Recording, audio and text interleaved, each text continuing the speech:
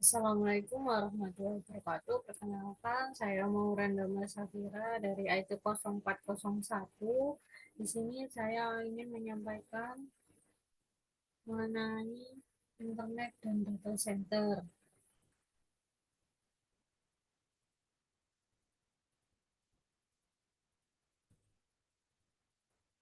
Ada dua materi yang akan saya bahas nantinya di video kali ini. Yang pertama ada internet, dan yang kedua adalah data center. Internet, sejarah, protokol, dan IP address. Internet dimulai dari ARPANET, jaringan komunikasi global yang diciptakan oleh Departemen Pertahanan Amerika Serikat pada tahun 1960-an. Layanan awal di ARPANET adalah email dan transfer file. Pada akhir tahun 1980-an, ARPANET dibuka untuk umum.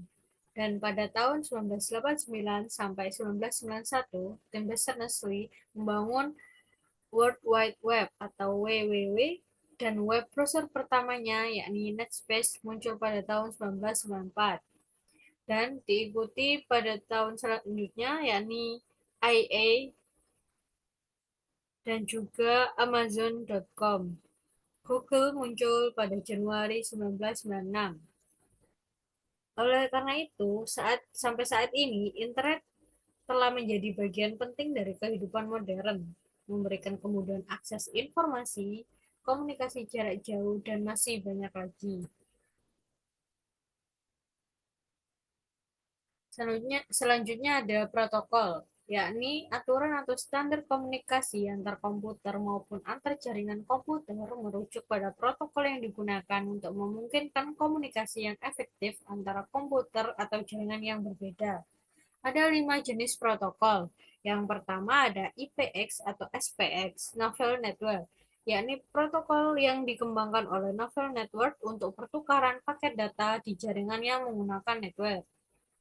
Yang kedua ada NetBIOS atau NetBIOS, Microsoft LAN, yakni protokol komunikasi yang dikembangkan oleh Microsoft untuk jaringan lokal atau LAN dengan layanan dasar pengalamatan dan penamaan perangkat. Yang ketiga ada X25, X75, dan atau X400, OSI atau ISO, yakni protokol yang diadopsi oleh ISO dan CCITT dalam kerangka OSI untuk menghubungkan jaringan komputer, komunikasi data jarak jauh, dan pertukaran pesan elektronik. Yang keempat ada Apple Talk, Apple Macintosh, protokol jaringan yang dikembangkan oleh Apple untuk komputer Macintosh dalam jaringan lokal. Dan yang terakhir ada TCP atau IP Unix, yakni protokol standar di internet yang mendukung konektivitas lintas platform dan digunakan di sistem operasi Unix. Badan-badan pengelola internet yakni diantaranya Internet Architecture Board atau IAB adalah badan yang mengawasi dan mengembangkan arsitektur internet. Yang kedua ada Internet Society atau ISO adalah organisasi nirlaba yang mempromosikan perkembangan dan pemahaman yang bertanggung jawab terhadap internet di seluruh dunia. Yang ketiga ada Internet Engineering Task Force atau IETF adalah organisasi global yang mengembangkan dan menstandarisasi protokol internet.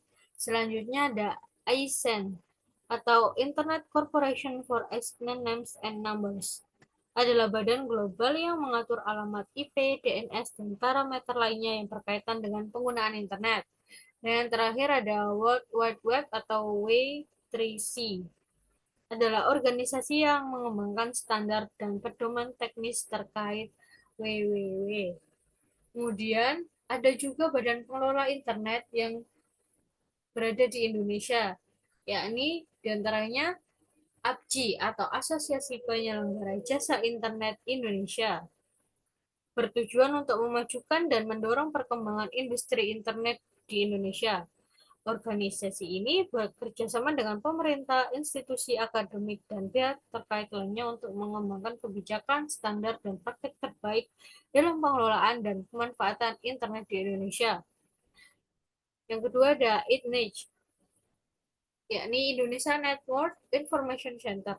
Adalah lembaga yang bertanggung jawab atas pengelolaan dan pendaftaran alamat IP serta pengelolaan infrastruktur jaringan internet di Indonesia. Dia mengawasi alokasi dan pendaftaran blok alamat IP kepada penyedia layanan internet atau ISP dan organisasi lainnya di Indonesia.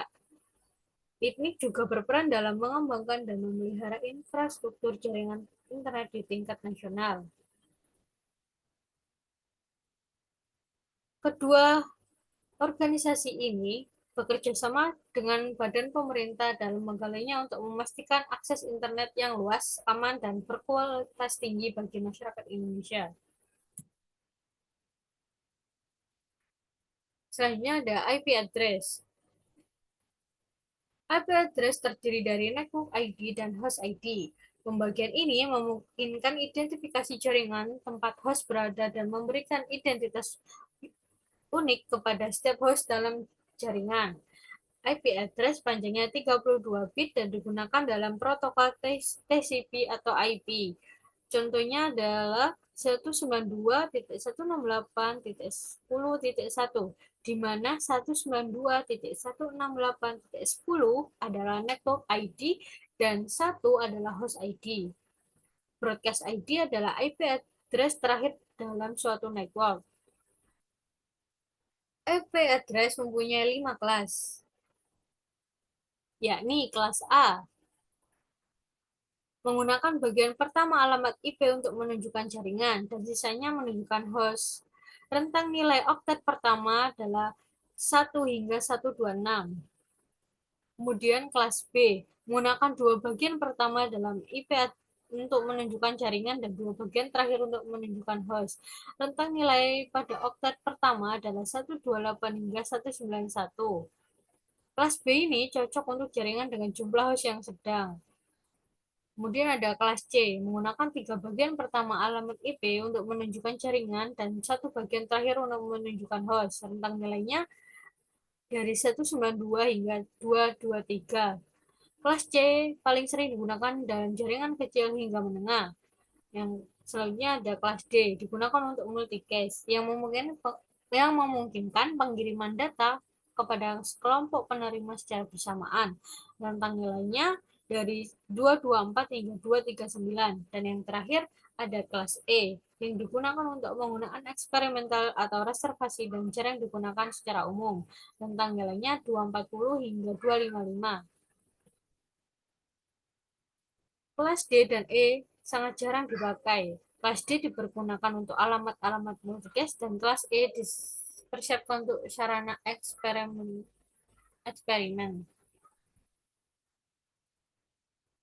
IP address cache adalah cara pengiriman paket data dalam jaringan komputer berdasarkan tujuan pengiriman. Jenis-jenisnya terdiri dari unicast, broadcast, multicast, dan anycast.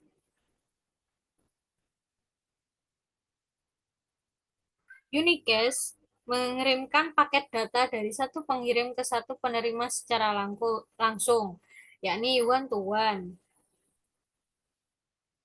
Kemudian broadcast, pengiriman paket data dari satu pengirim ke semua perangkat jaringan, yakni one to all. Yang ketiga ada multicast, pengiriman paket data dari satu pengirim ke sekelompok penerima yang tergabung dalam grup multicast, yakni one to many. Kemudian yang terakhir anycast, pengiriman paket data dari satu pengirim ke salah satu dari beberapa tujuan yang memiliki alamat IP anycast yang sama, yakni one to any. Materi selanjutnya adalah data center, di pengertian colocation, comparison, tier, dan penjelasan video YouTube pada pertemuan sebelumnya. Data center adalah fasilitas fisik yang digunakan untuk menyimpan, mengelola, dan mengelola data dalam skala besar. bertujuan untuk menyediakan lingkungan yang aman dan terkendali untuk penyimpanan data serta menjalankan aplikasi dan layanan yang membutuhkan pemrosesan dan penyimpanan data yang besar.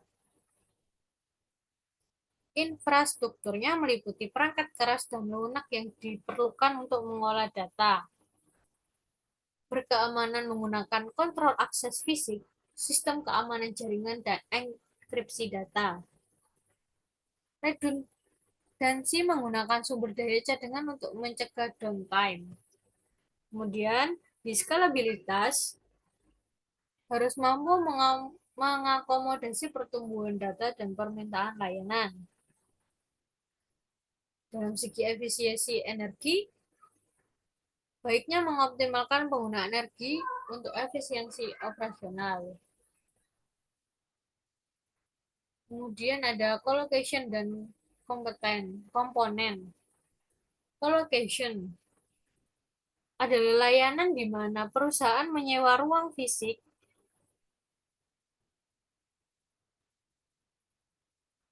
dan infrastruktur di data center penyedia. Perusahaan mengelola perangkat keras sendiri, sementara penyedia colocation menyediakan ruang, listrik, pendingin udara, keamanan, dan konektivitas. Dan juga menyediakan ruang rak atau kabinet di data center untuk menyimpan peralatan IT.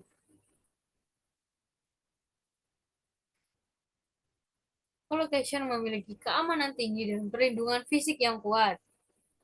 Juga terdapat sumber daya cadangan, konektivitas jaringan yang andal dengan koneksi ke penyedia layanan internet, fleksibilitas untuk mengelola dan memperluas infrastruktur sesuai kebutuhan, fokus pada pengelolaan aplikasi dan data, sementara penyedia colocation menangani infrastrukturnya, memberikan lingkungan yang optimal untuk operasional IT. Data center yang terkini mempergunakan automation IT dan IoT. Komponen dari data center yang terpenting adalah computing hardware, rack, power electricity and network connectivity, cyber security, security and access control, cooling system, pemadam kebakaran, proses dan aturan untuk menjaga efisiensi, keamanan, dan kinerja. Data center tier. Tier adalah standar yang digunakan untuk mengklasifikasikan dan menilai tingkat keandalan dan ketersediaan sebuah pusat data. Standar tier dikembangkan oleh Uptime Institute sebagai standar industri untuk mengukur kualitas. Klasifikasinya berdasarkan ketersediaan tier di data pusat berdasarkan tingkat ketersediaan infrastrukturnya, dengan tier 1 sebagai yang paling rendah dan tier 4 sebagai yang tertinggi. Tier 1 memiliki ketersediaan yang terbatas dengan waktu pemeliharaan dan risiko gangguan yang tinggi, tidak memiliki sistem cadangan atau redundan, dan mengalami downtime jika ada gangguan. Tier 2 memiliki ketersediaan yang sedikit lebih baik daripada tier 1, tetapi masih rentan terhadap gangguan. Tier 3 memiliki tingkat ketersediaan yang lebih tinggi, dapat melakukan pemeliharaan dan peningkatan tanpa menghentikan operasi.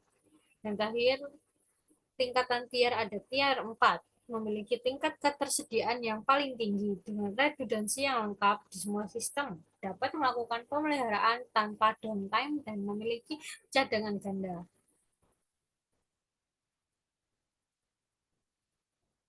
Tier 4 memiliki target ketersediaan yang paling tinggi, mencapai hingga 99,995%.